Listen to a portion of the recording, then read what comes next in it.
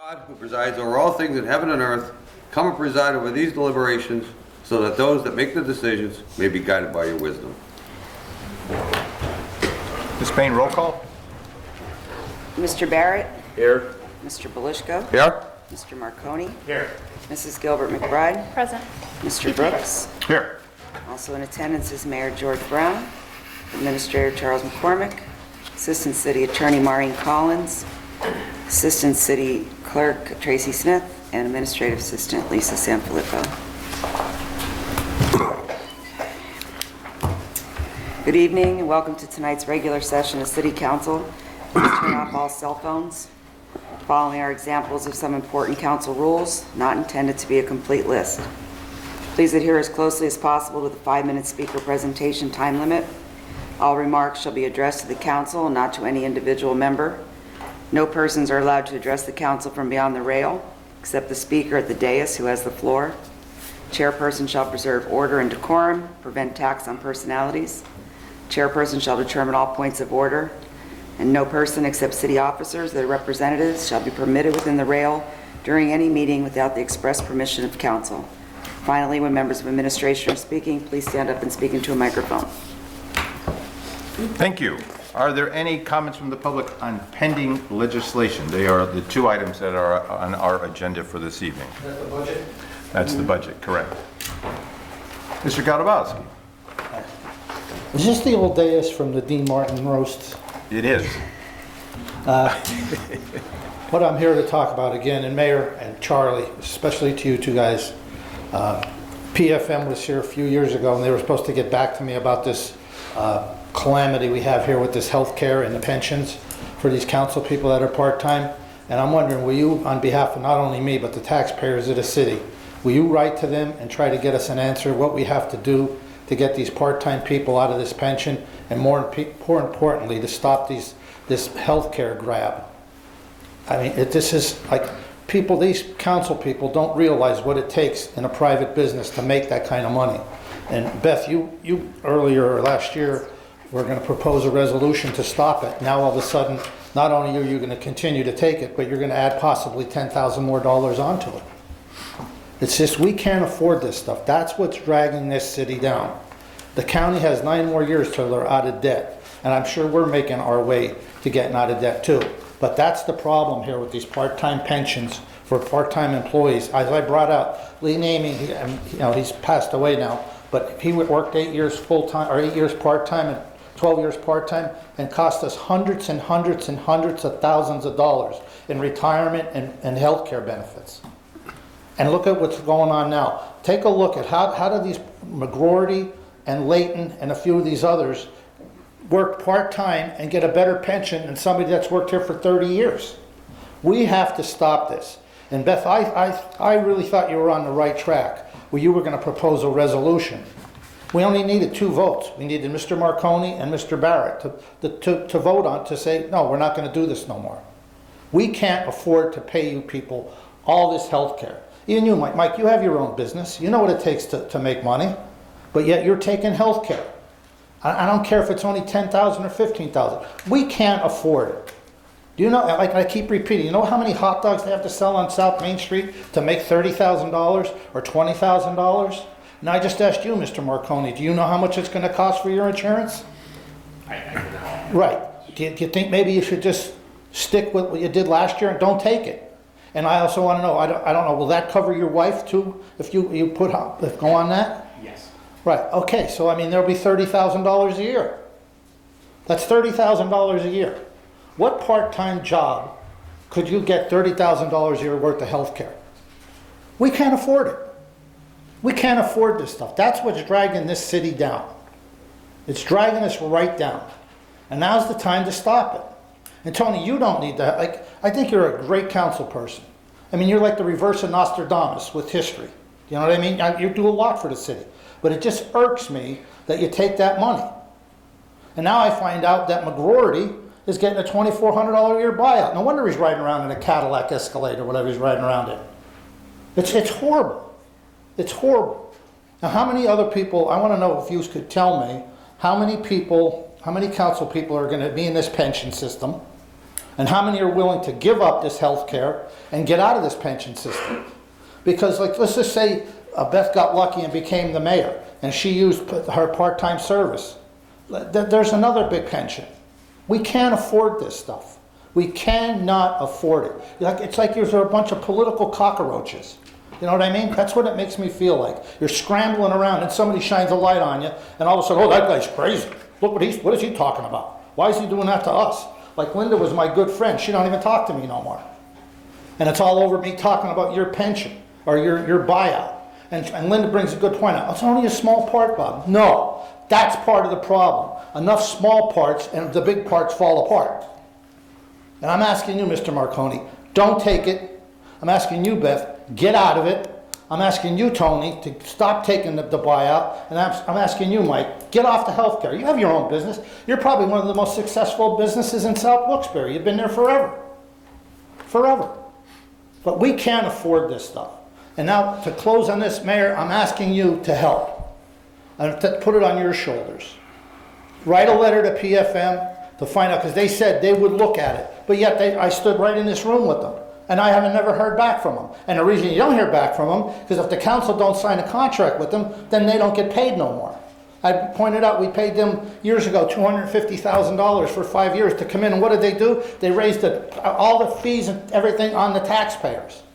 Every time they come in town, they look like, well, here comes Jesse James and the group from Harrisburg. We're going to get robbed again. And that's what it is. It's like a robbery. So I would like to poll the council now. Who's going to get out of the pensions and who's not going to take the health care for next year? I think you already have our answers. What's the answer? It hasn't changed. So you're going to continue to try to take it? Good. Any other questions from the public on pending legislation? Hey, since I'm in the guard now, can I stand up there because I don't want my back to the door in case some nut comes in here and tries to do something? Thank you so much. Jason Carr, Sailorsburg, Pennsylvania. Mr. Kadlubowski is 1,000% correct, and I greatly appreciate him attending the last budget meeting. Really meant a lot. City council compensation. 26% of the population in the city of Wilkes-Barre lives in poverty. 1 out of 4. Count how many people are in the room, divide it by 4. Somebody's living in poverty in this room. Wilkes-Barre City Council is the 4th highest compensated city council in the state of Pennsylvania.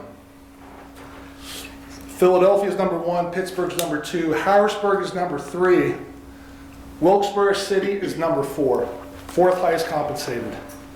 They only meet 14 times a year.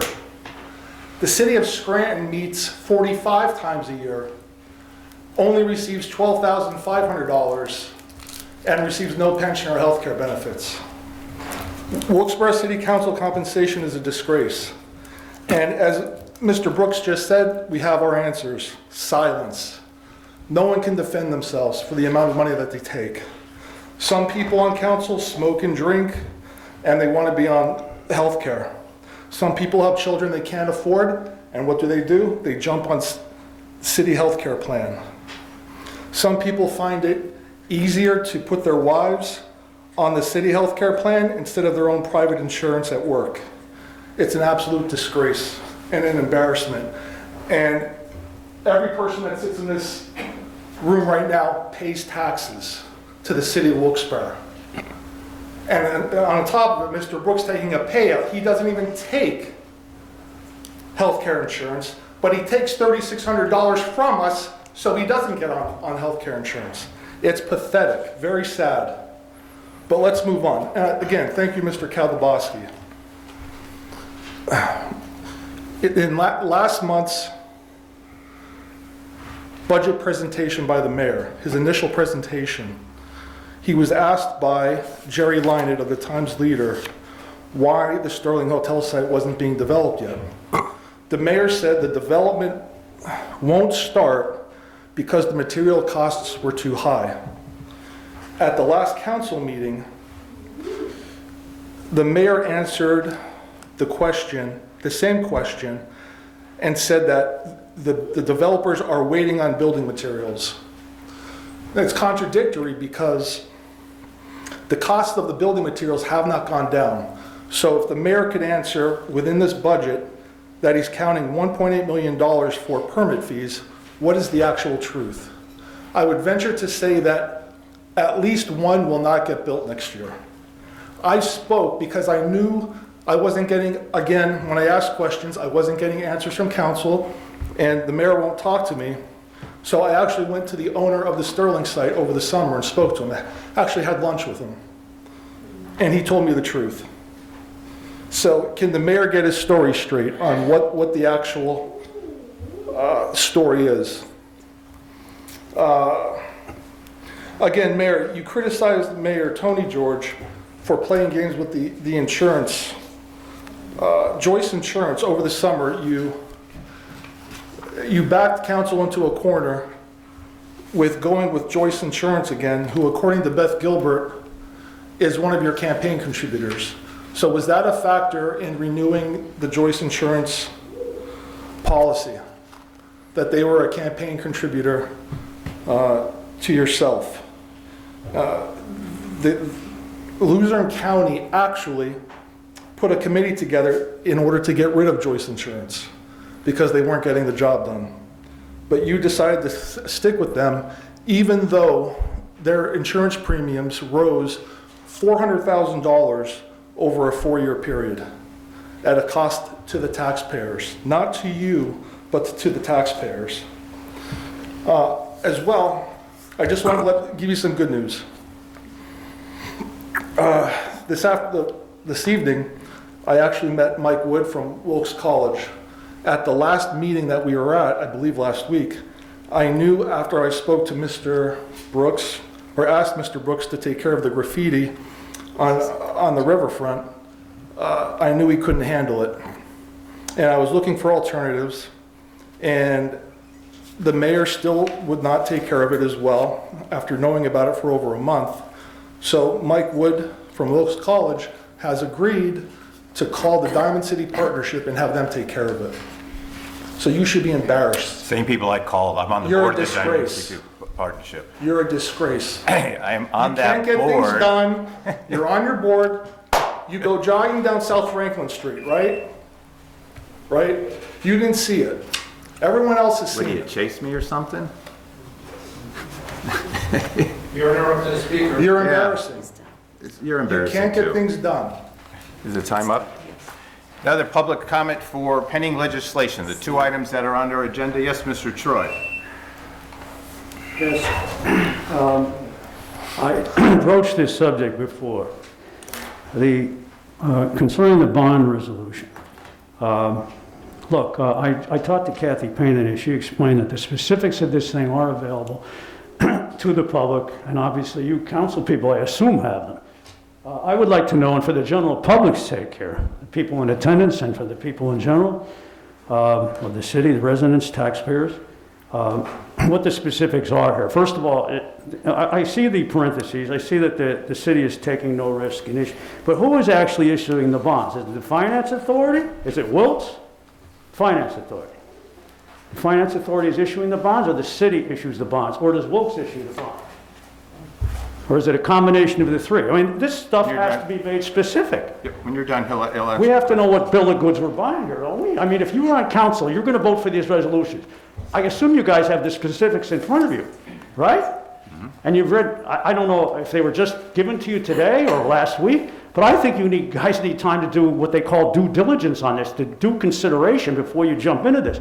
I mean, look, this city goes out of its way like crazy for the two institutions, and I'm not knocking either of these institutions, Kings and Wilkes. They're very fine academically, very respected, very sophisticated schools. I still not going to answer my question, but maybe I'll get it after. I would like to know, first of all, what the amount of the bond, the amount of the bond issue, how many millions of dollars is here, who's taking the risk? I assume that, okay, I see that the city is not going to have any liability, but the Finance Authority might. The Finance Authority, if it ends up here that there has to be some sort of default on these bonds, the Finance Authority might take it on the chin, right? Financially, I mean. Is it a 20-year bond issue, a 30-year bond issue?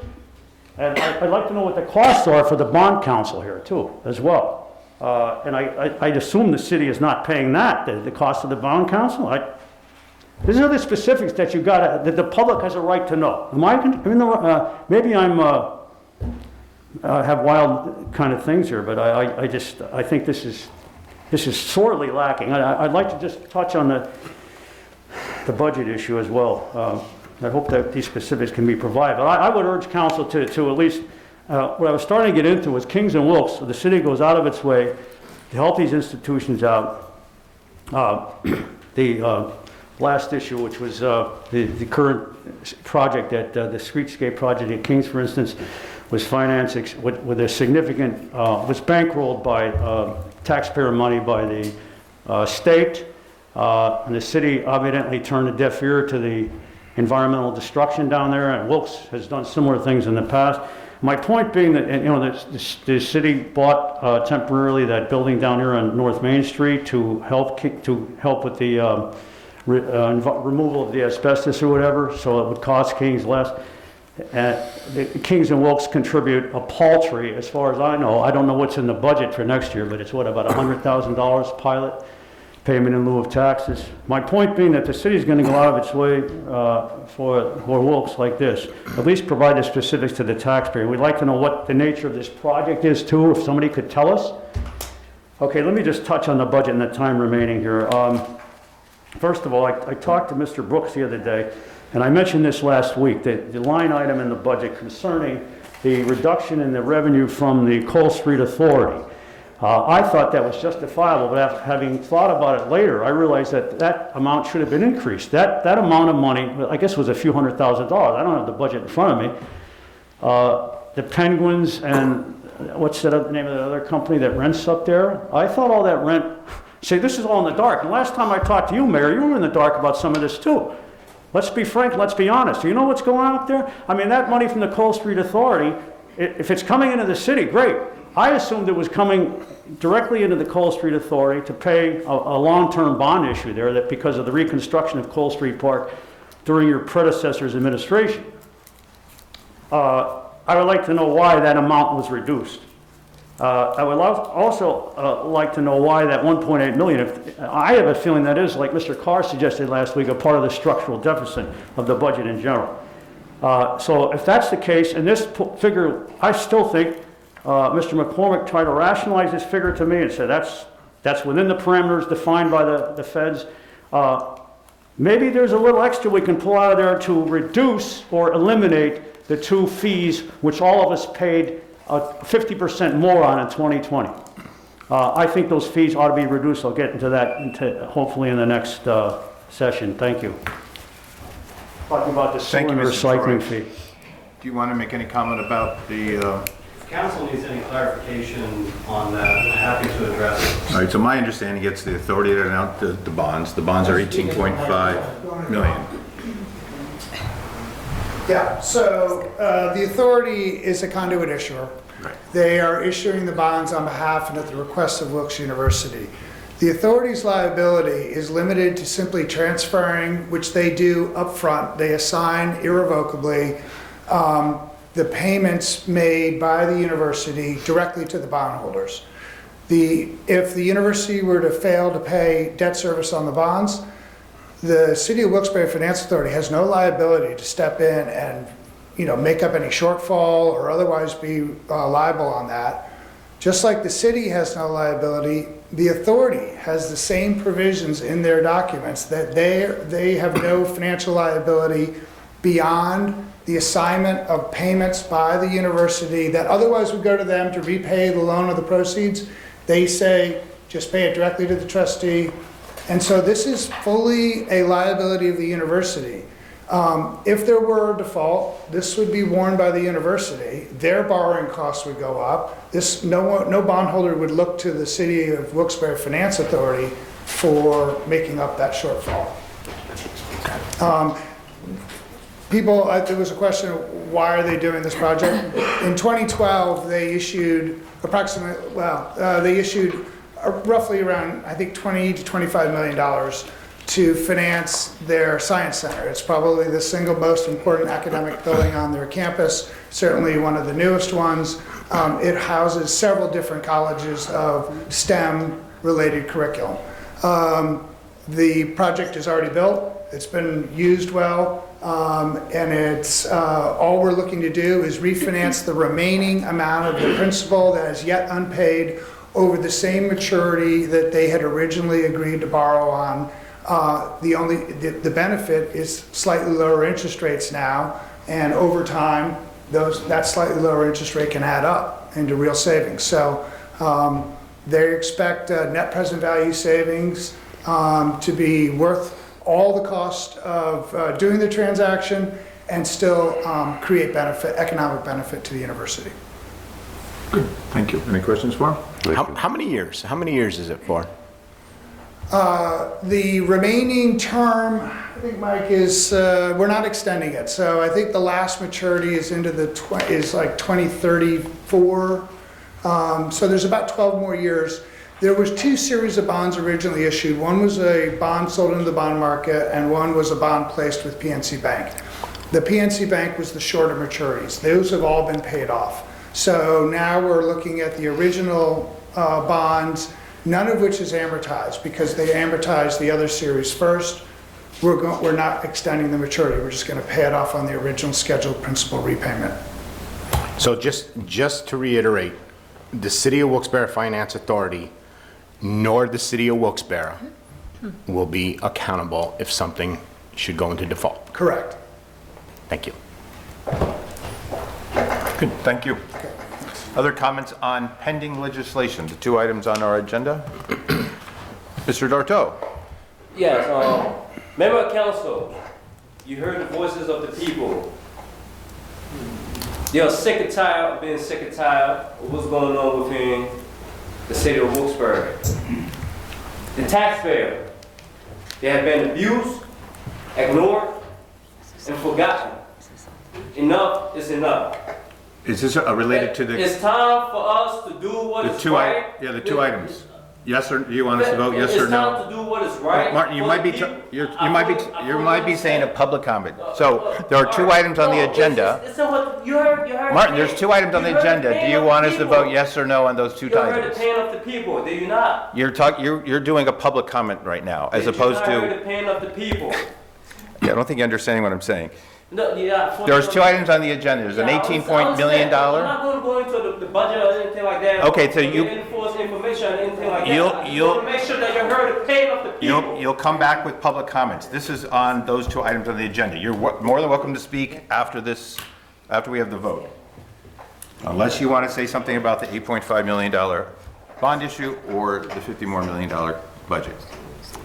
Any other comments on the pending legislation from the public? I'm getting confused now.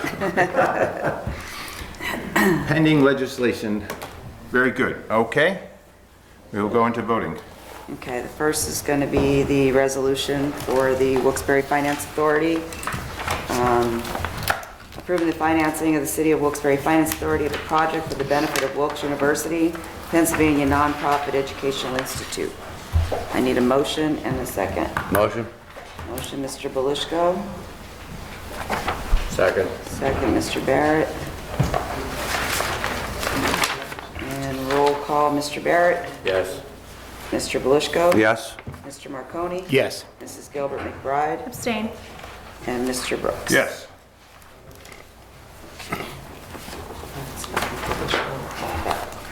Okay, and this, next we need a motion and a second on the minutes. Motion. Motion, Mr. Marconi. Second on the minutes, Second. Mrs. McBride. Mr. Barrett. Yes. Mr. Belishko. Yes. Mr. Marconi. Yes. Mrs. McBride. Yes. Mr. Brooks. Yes. And finally, the ordinance, file of council number 13 of 2021, an ordinance of the City of Wilkes-Barre, Pennsylvania, adopting the mayor's proposed general fund budget for first reading. We need a motion and a second. Motion? Motion by Mr. Belishko, Second. second Mr. Barrett. Mr. Barrett, Yes. Mr. Belishko, Yes. Mr. Marconi, Yes. Mrs. McBride, Yes. and Mr. Brooks. Yes. Good. Okay, that's it. That's all the business I have. Thank you, Ms. Payne. Other council presentation of Mr. Barrett? Nothing additional, thank you, sir. Mr. Belishko? Nothing more, Mr. Chairman. Mr. Marconi? Nothing at this time. And and Ms. McBride. Good. Okay. Comments from the public? Marita Hoffman? Did I get that right? Marita? Thank you. Did very well. I just want to bring up a very dangerous situation on Hillard Street and Chapel Street in the east end section of Wilkes-Barre. With the opening of Mackin School, parents drop off children between 8 and 9:10 every morning. They pick up the children between 2 and 3:10 every afternoon. And they stop right in the middle of the road, get out, walk the kid down to the school, usually carrying an infant and sometimes dragging another kid with them. Somebody is going to get killed because there's cars coming up Hillard Street, cars coming down Hillard Street. They sit there, they blow their horns, they start screaming, "You!" It's disgusting. Now, I know I brought this up, John, at that one Crime Watch meeting. We went to the traffic department, we talked to Mr. Harris, he said he thought it was all taken care of. This is September, we're going into December, and it is still going on. At 2:20 this afternoon, there was 2 box trucks, a FedEx and I don't know what else, coming down the hill, 3 cars coming up, and a car came out the alley and was trying to get up. And everybody just sits there screaming and blowing their horns. There's cars parked on both sides of the street. Something's got to give, because once you have snow, if I shovel my space, if the teachers don't take it, somebody else is going to get in that space. But if nobody shovels them, where are these cars going to go? It's a dangerous, dangerous situation. Another thing is the teachers park in the alley from Hillard Street to Chapel. The fire hydrant is at the end of the alley behind my house, coming down behind Jimmy's. You know where I'm talking about. When you try to turn in that alley, the teachers' cars are parked there. The fire engine will never, ever get in that alley because cars can't make it. It's a very dangerous situation. I just want to know if anything can be done before somebody gets killed, hit by a car, a terrible accident, or somebody shoots somebody, because that's what it's coming to, the way they stand there screaming at each other. What do you suggest, I'm sorry, Paul? What do you suggest, in any idea? Make Hillard Street one way up, Chapel Street one way down. It would help. And I brought that up at a council meeting, and I brought it up to Mr. Costello, who doesn't have anything to do with traffic it. committee, those guys. Yeah, she did. Yeah. Well, Teresa talked to Mr. Harris of the traffic committee, Oh. and he said he thought it was taken care of. So I'm just here to bring it to somebody's attention because it's a very dangerous situation. Yeah, traffic committee would be the body that would do the study on that. And I agree with your recommendations that the streets are too narrow to be two-way streets, given the volume of traffic, especially with the school there. Even without the school, it'd be tough to get through there. Well, see, it wasn't bad before because the 9th and 10th graders, most of them walked, or they came on the buses. But now these kids, the parents dropped them off. Why, I don't know. 2 houses away, they couldn't walk, but the parents have to walk them to the door. So these cars are sitting there with nobody in them. They can't. It's just very dangerous. Mackin's a middle school, isn't it? Middle? Now it's grade school, lots of students. Oh, And I mean, they're little kids, kindergarten to 6th I thought grade. that was Kistler. I thought it was what? I thought Kistler had the little kids. They have little ones too. I think they're having problems too. But it's just, I just wanted to bring it to somebody's attention before, God forbid, there's a terrible accident. So you would need to talk to Bill Harris again and tell him exactly what you want to do, and you want to turn those 2 streets into each a one-way. Well, we think that might help the situation. So what then he'll do is he'll come up with the traffic committee and assess each of the streets. And you also need to get a petition from your neighbors. So they need to sign a petition saying that they would like those streets to be one-way. But Bill Harris could walk you through that process of how to do that, but just explain to him that that's what you think would help. And then ultimately the traffic committee will vote on it. But those are kind of like the preliminary steps that you would need to do. So first things first, talk to Bill Harris and tell him exactly what you want to do. Okay, we have talked to him, and Be very specific with them, trust me. And just, Okay. you know, just do that and then, because we had a similar issue up in my district, up in the Heights, and. yeah, I understand that Dotson's having problems too. Yeah, that's his, These but yeah. narrow streets, and Yeah. the bus, if the bus is parked in the back of Mackers on Chapel Street, cars can't get past them, because the bus sticks out so far. Yeah. Oh, that's what kids. It's just a dangerous situation. No, I understand. Yeah, talk to him and then he'll be able to get it through traffic committee, you know, and then you could also tell the traffic committee everything you just told us as well. Okay, Marita, I have all of your information. I'll talk to Mr. Harris tomorrow, and I'll let you know how that goes. I'll get back to you. talk to Sean. Yeah. Sean's I over will. there. That's why he's bald. I will tell you this, Watches that every day. He's totally different. Beth is right. The traffic committee will actually go on location. I've been with them, yeah, and watch what goes on for their own. We're asking. And they actually went out, there was 5 or 6 of them and myself on an issue down in South Wilkes-Barre.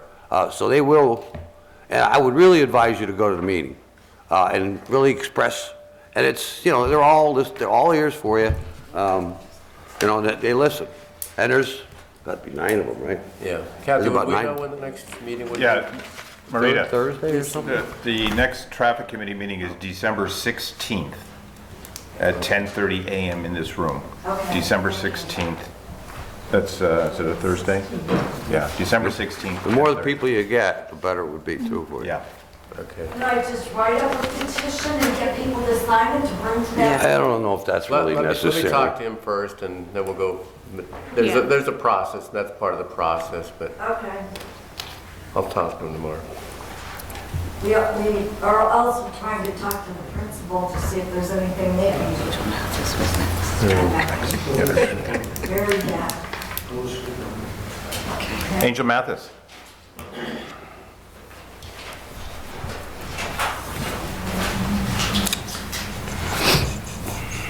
Angel Mathis, Wilkes-Barre. I'm here for 2 issues. One is 444, 446 South Franklin Street. This morning I did see actual squatters coming out where they literally went in one door and they came out the back and the backyard and through the driveway, not driveway, but the parking lot and back. My biggest fear is it's getting cold. It's gonna wind up being a squatter camp there.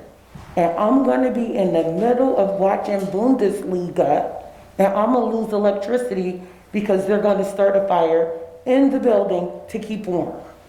And then it's gonna be a problem. So, can something be done before either you find bodies of overdoses there, the block goes up in flames? Because, you know, I had my problems when I lived downtown, and now I'm realizing that since Kings bought our building, you know, it's nice living downtown, very nice living downtown, but that's another issue that I didn't put on there about rent control. But can something be done? Because I don't feel safe in my own neighborhood. And like I said, I'm afraid that it's like 3 double blocks that are abandoned and they're gonna go up in flames. The second issue I have is parking. Parking is horrendous because, you know, many years ago on that block, there were homes. Now those homes are converted to apartments. So you'll have 1 double block with 5 to 6 apartments, which means you have possibly 5 to 6 vehicles being parked on the street. The street is only but so big and there's only parking on one side of the street. So what has to be done to make that a permit parking area? Because there are far more cars than parking spaces. Because when My daughter drives. We have to park halfway down the block to get my groceries to the 3rd floor. And it's a problem because I have a lot of health issues. But when there's 5 people who lives in a double block that takes up 6 parking spots, it's an issue. So what do I have to do to address that issue? And what can be done about the abandoned buildings with the squatters? So, Charlie, can we have someone look at, what was it, 443? 444, 444 446. and 446?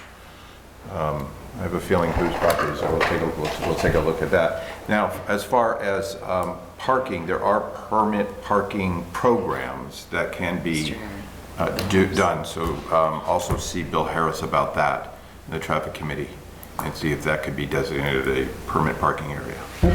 Okay? Angel, I got your message, but it was like 4:45 and I was running around to get a I shower. told you at like 11 o'clock. I just got home from work. But, yeah, I'm sure they'll be able to do something. They might board it up. If Oh, it's- no, it's boarded. Most of it, they go in and they take the boards down. It was just boarded. And the thing about it is the squatters are substance abusers. They're known substance abusers. And one of them must have had like 3 overdoses downtown. I would suggest if you see anybody go in, 911 immediately. Okay. Hopefully, you know. I don't see them go in, I see them coming out.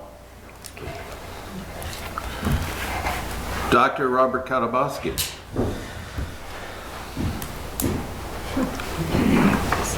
Dr. Kalabaski speaking. Something that Linda Joseph brought up to me when we used to be friends. I think for the council next year, what you should do is when somebody in the public comes in that's not signed in and has knowledge of what you're talking about, I think you should be able to let them talk. And also, you aren't answering me, but I want an answer, Beth. How did we go from you wanting to get rid of that health care to now going to increase it? And Mr. Marconi, I want to ask you a question. Are you going to get a buyout from your job if you clip us for $30,000 a year? Okay, is there any way that you will not take that health care for next year? Because we can't afford it. Just so you have to repeat, okay? Mayor Brown came in and his staff, I don't know how many people, I know he took a pay cut and I know Charlie took a pay cut from what I was told. And the money that they saved, Beth took by taking health care. And this isn't going to go away. This has to be stopped. And I brought it up to PFM at their meetings. We stood right here. The guy said, there's nothing off the table. Somebody has to stop this. We can't afford this stuff. We can't afford it. I mean, look what Tony George did, what he was taking, over $30,000 a year for health care. We can't afford this stuff. And Bill, you're the senior member on council. Is there any way that you could talk to these people and say, look, enough's enough. You're not taking nothing. You know, you're not taking nothing. Mike, you have a business. You don't need it. You know, because like when the unions come in and negotiate with the administration, you know, first thing they say is, look what these people are getting. And I brought this up time after time after time. People that worked up that city garage for how many years, going out in the worst conditions, and got no health care, while you people are were working part-time, getting health care. And councilman that I brought up, I mean, look, you know how much Layton's gonna collect in 10 years? You know how much McGroarty's already collected? It's hundreds and hundreds and hundreds of thousands of dollars. As a matter of fact, I'm gonna go down to the guy with the beard, that's on the beard commercial that works downstairs. I'm gonna ask him to try to add it up. How much this has cost us for you part-time people. And if you really want to continue being a councilman, I think you better think very hard about taking that health care next year. And Beth, if you want to continue being a councilwoman, I think you better stop it. You were the one that was going to pass a resolution or bring the resolution down here, however you were going to do it, to stop it. And now you're going to increase it. It's not fair. You know how much money that is, how much it takes, like even for what I'm doing right now? Tomorrow I have to go down towards Philadelphia to work, to try to make money. I just caught all my back taxes up with the city. Everything's paid up. I only got a couple other things to pay. You know what it takes to make, like it's going to cost us $30,000 a year for you and your family, and you, Mr. Marconi, whatever it's going to cost? You know how hard I have to work how far I have to travel to make that money, and all these other small businesses, little garages and stuff, we can't afford this. We cannot afford it. And Tony, my beef with you is, you don't need to take that $3,600. If you just give it up, there's not a problem. Go on, continue being the historian of the city and be a councilman. But we can't afford this stuff. And I've been yelling about it for years, and nobody listens. I mean, we'll have, what's the guy's, Mayor, what's the man's name downstairs? Is it Brett that's in charge of all this stuff? Why don't we get him to add up how much it's cost from Lee Namey on? Because he was the one that when he went in office, he said there are no more pay raises. What did he do when he got in there? Pay raise. And he counted his part-time service towards a full-time pension. I just can't remember how many hundreds of thousands of dollars that he collected. And that his wife's still collecting. And how many other councilmen, like Kathy Kane, Bernie Mengrenhausen, Tom Layton, how much money it's costing us. That's what's destroying the city. He's trying to save the city and make the city better, but yet you people want to be part of it to keep taking. We can't afford this. I'm asking you, you want to continue to be a councilman, don't take it. Don't take it. And if I have to go door to door or hire somebody to go door to door in your district to say, this is what your councilman's doing, so we can get somebody else in here that won't take it. And Beth, what happened, because I only got 24 seconds left, what happened with you wanting to get rid of it, now you're going to increase it? And if you can answer that, I would greatly appreciate it. The resolution would be to stop healthcare for after this term. So me taking healthcare this upcoming year wouldn't be affected even if that resolution was introduced and passed. But if I introduce the resolution, it wouldn't pass. Yeah, but guess what? You could go down to HR tomorrow and say, stop it, and it stops. Stop what? The healthcare. Boom, tell them I don't want it no more, and they'll shut it right off. So you want to save us for next year, 30,000? You want to save us? Mike, you want to save us? Do you have HR's number? Okay, Bob, Give- over your time. Give it to them Sam and Troy. tell them you don't want it no more. Thank you, Well, Bob. let me just say this. Okay. I didn't take the healthcare for 4 years. Okay. I cut my salary by 10%, and I'm not taking the pension.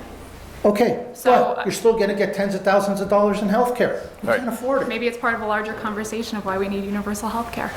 Yeah, well, Did you ever- I understand, but if you want to really do something for your people up there, go down to HR tomorrow and say, stop it. Mr. Troy?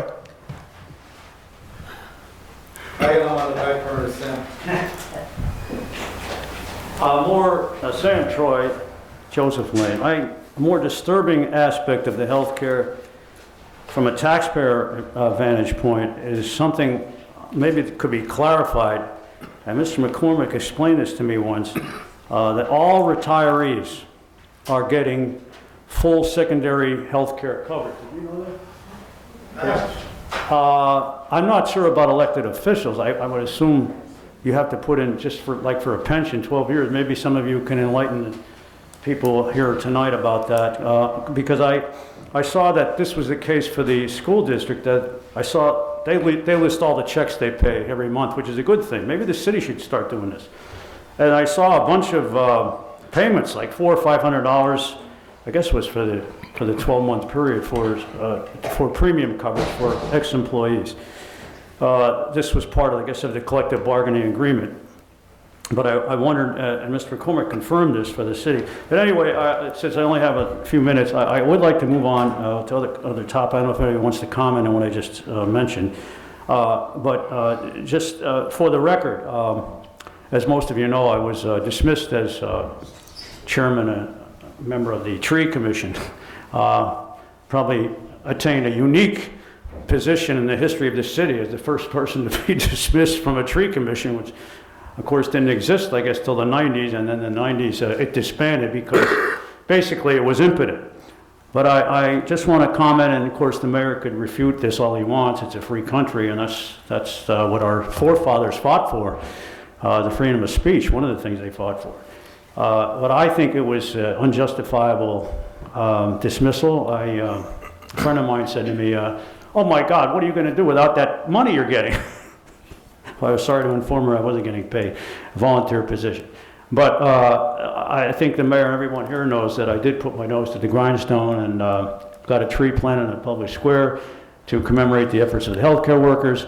And a couple other things were in the works, which I don't know, maybe the mayor could tell me or somebody, I don't know if the mayor's talking to me or like anybody else, explaining to citizens, we were supposed to get a plaque for that tree, Mayor. I don't know if it ever came in because of the supply shortage, maybe not, to indicate what that tree was planted for 1 square. I also want to get a tree planted to commemorate the efforts of all our veterans on Veterans Day, and unfortunately, I guess that disappeared into thin air with my dismissal.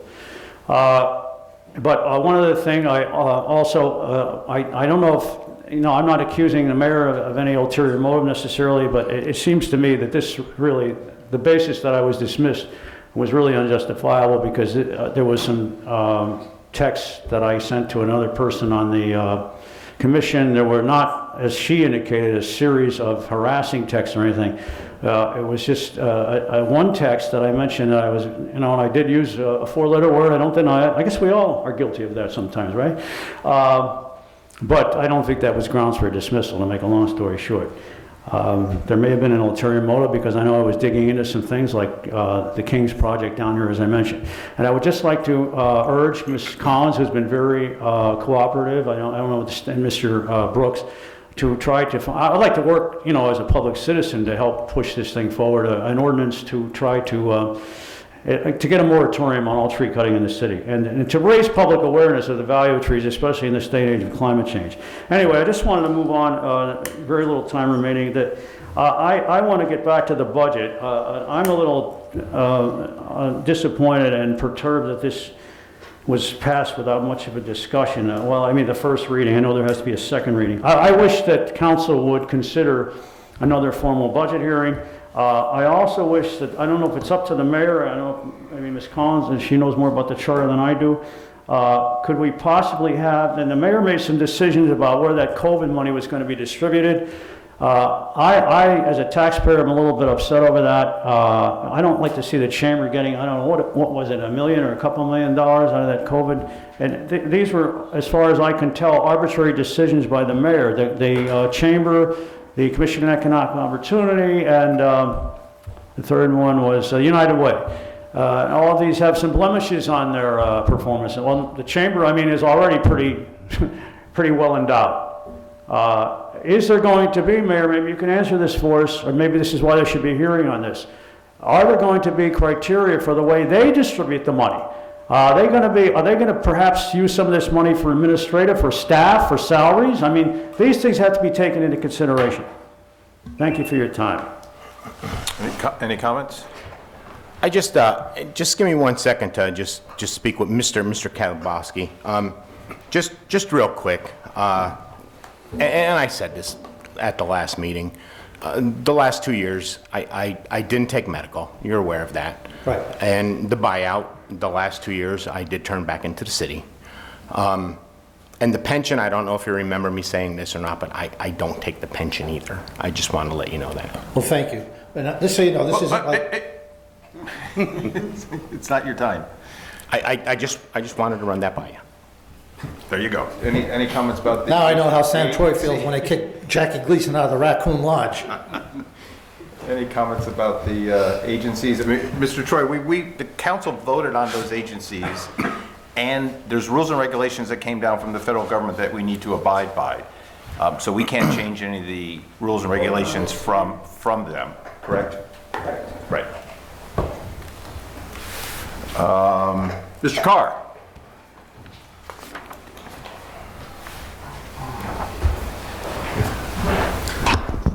Jason Carr, Sailorsburg, Pennsylvania. Again, the mayor sits silent as multiple people have asked for questions to be answered about several topics. I don't know why. These questions aren't really difficult.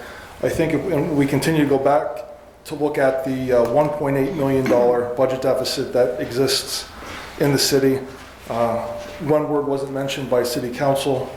I probably can predict that the money from the CARES Act funding will be used for the next 2 years, 3 years that the mayor presides over the city.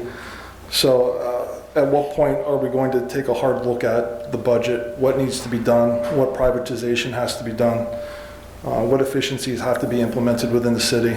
I know that the city council's challenged on many different levels, and they're unwilling to even speak about most of them. But it's up to you, Mayor, to lead the city. As you know, it's very clear to me what's going on. To some others, it's not, but that's why we sit here and talk about it. And you can continue to be silent about it, but it doesn't solve any problems. It just creates more anxiety. I just want to, as well as I sat here at the last budget meeting and listened to today, there's a recurring theme of people not feeling safe in the city. We had people from Dallas say that when they walk through Kirby Park, they don't feel safe. We had a woman today say that the street that she lives on, she doesn't feel safe. We have a woman I saw today on a video, Newswatch 16, graffiti all over, painted on houses. She doesn't feel safe.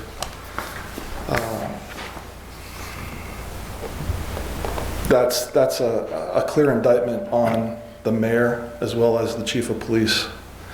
The chief of police had no problem calling in the Luzerne County Council last month when the FBI and state police did a drug bust within the city.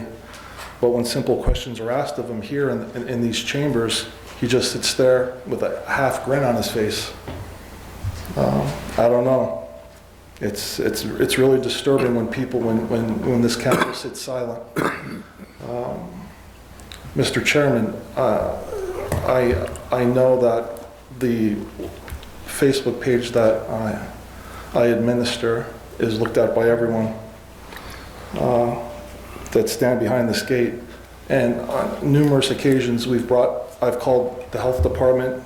I've made Councilman Belisco aware. Directly across the street from where Mr. Belisco lives, there's now a dumping site. And it's been like that for over 3 months. And because I know coming from me, it's being ignored, but other members of the people on that street are being affected. Somebody should look at it. 3335 Catlin Ave. I wish Tim Henry was here today because I wanted to speak to him, Mr. Chairman, about why he contrived a story back in July of 2018 regarding the Academy Street Market demolition. As Mayor Brown is aware, I believe higher legal authorities, either from the state or the federal government, have been here to discuss the matter as to why untruths, completely false stories were conveyed to Jerry Lynett of the Times Leader. And there's about a $25,000 bill that's owed right now to the contractor who demolished the Academy Street Market. Councilman Belisco gave me details back in the summer of 2018 as to how that came about. And I'm wondering where our public funds are going to be used to pay the contractor once the case is settled with the contractor. Because speaking to Attorney Henry, you're actually in court right now regarding it. Thank you so much. Mr. Carr, 3335 Catlin? Yep, directly across the street from my Not from it's out across the street from my house. diagonal. The white. You said right across the street, did you not? You did. Didn't you say? It's 2 houses down. You used to own that building. No. You used to It's own more it. than 2 houses down. I know which house you're talking about here. Take a drive by. You live on the street. 13's across from me, 19's the You next still one, 13. 21 is the next one. You're going down. 3335. It's not directly, don't make it sound like it's across the street from my house, please. I don't even know what you're talking about as far as, 3335. I'll look tomorrow. It's a I'll look tomorrow. You live on the street. It's not directly across the street from my house. Diagonally across the street from your house. It's not diagonally even, but we'll go with that. Well, I'll document it with the video. How about that? Okay, Martin Darto. The Now- tension is high in here. Now you can give your speech. Oh, no, the tension is extremely high. How's everybody feeling? Good, we all like each other, don't worry about A little it. bit, you know? As president of the People Committee, I'm here to follow up on those questions that was asked 2 weeks ago.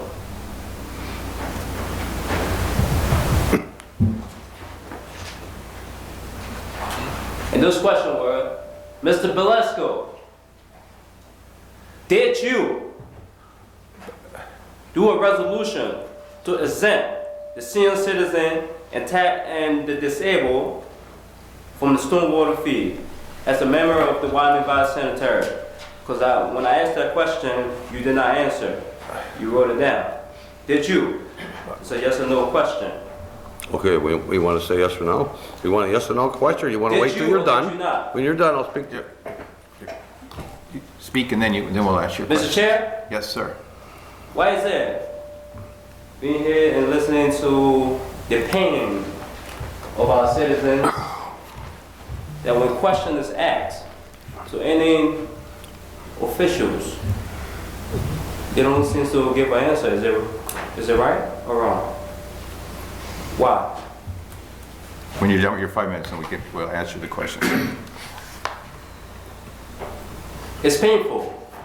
As I stated earlier, the taxpayer of this city of Wilkes-Barre has been abused, ignored, and forgotten. So I walked in here earlier, a couple minutes ago, after using the restroom, the lady said, "Oh, they were leaving." I said, "Oh, it seems like it's the same story going over and over around 360. It's not right. We need 180 instead of 360, because that's insanity. From 0 to 360, that's insanity. We need from 0 to 360 to back to 0. Dissect the 180. That distinguish each and every one of you from the rest of your peers.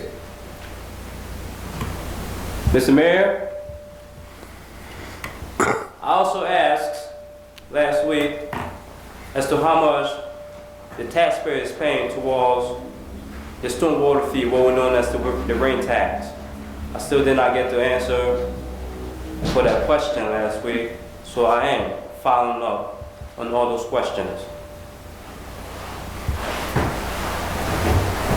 It's not right. It's time for all to do right. We are all humans. We're not talking to a brick wall. It's common sense, because common sense plus knowledge equals intelligence. Like a seesaw, we have to balance it. There are a lot of knowledgeable people that was elected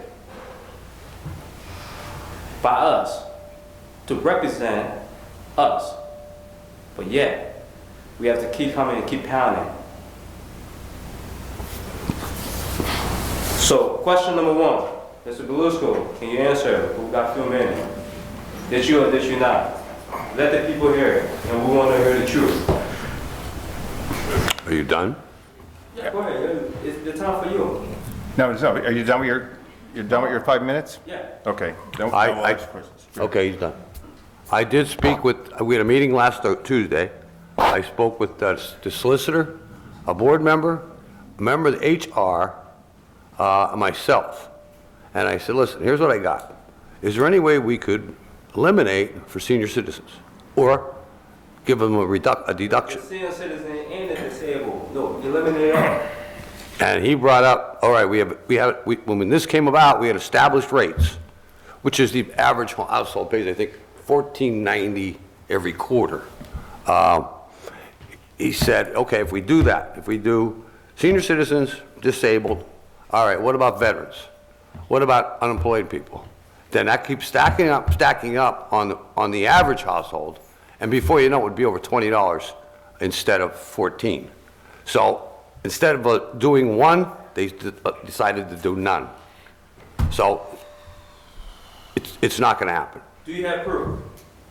Can you show? No, I don't. Can you let the people know that, or you spoke with them, and is there any form of documentation? No, I just spoke with them. I don't need to show proof. No, you do have to show it, because Why? you work for us. No. Do I work for you? I'm telling you what. Chairman, Yes. can I interrupt? Sure, sir. Under the rules of council, this is turning into more of an interrogation Yeah. than it is just general discussion. No one is And it's, supposedly directing questions to individual council members. And we've gotten away from that. And I know you're trying to control that, but we need to get back to addressing council as a whole and as a body and not interrogating and asking specific questions. Some of the questions that are being asked, in my opinion, are above and beyond, more personal than they are pertaining to city business. So it's just my opinion, and I think that we need to caution people that are speaking before council that they are to address council as a whole, not individual. I mean, I'm liking this to just an interrogation more so than addressing council.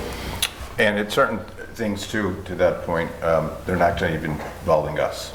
So this involves the sanitary authority, which Mr. Darto is more than welcome to go to the public comments of that You particular. can come to meetings particular there? meeting, right. There are numerous ways that we have a lot of committees in the city and the valley that oversees different things, and not all of it comes to us, but we direct the people in the right direction, like the series of ladies that had a problem with Hillard Street there as well. Any other? Sure. Martin, you asked me about the stormwater fee. That's not a city fee. That's administered through the sanitary authority. City of Wilkes-Barre does not administer that. So asking me that question. How much? How much is the fee? It's actually a federal program that's administered by sanitary authority. So your questions should be addressed towards the sanitary authority. Also, gentleman sitting in the back of the room, Mr. Carr, asked me why I don't answer questions. You offer opinions. I don't respond to your opinions. So that's why I don't answer, because they are your opinions. Not that they're factual, in my opinion, but the fact that you're just expressing your opinion. And I don't feel that there's necessary to answer in respect to that. What do you like to do? Thank you. Anything we go to the order from council? Very good. Okay, our next meeting is December 7th. Combined session. Adjourn.